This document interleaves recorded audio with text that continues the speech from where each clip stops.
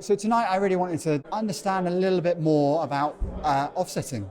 Good offsetting is probably local. It's probably got co-benefits such as health improvements. And good offsetters are people who have tried everything else before they offset. It's Argent who have maxed out energy efficiency rather than myself who just wants to fly on holiday.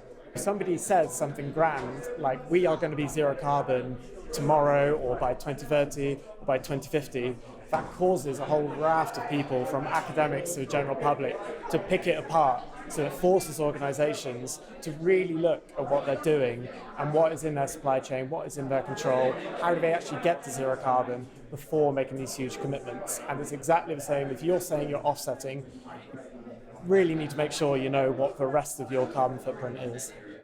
I don't offset because I'd rather focus on not doing the actions that require offsetting where I can. Having carbon tax schemes that spend it locally on decarbonising the really difficult sectors or those people or individuals or organisations that can't offset, so I'm thinking social housing would be far more impactful rather than offsetting schemes. Local authorities, especially in London, are probably the biggest receivers of carbon offset money. So any development which is built in London which doesn't comply with planning policy has to offset their residual emissions through a rate defined by the GLA. Offsetting is the necessary evil as we kind of migrate to a system where we can deliver really, truly zero carbon buildings, and more than that, fully green buildings which don't impact in any way to harm their immediate environment.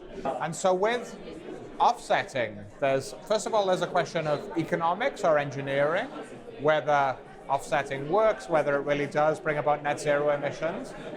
But then there's the more moral, philosophical, ethical question of whether it's a morally permissible way to act. You know, sort of assuming the offset companies are right and it does bring about net zero emissions, does that make it morally okay? And that's a more distinctively philosophical question.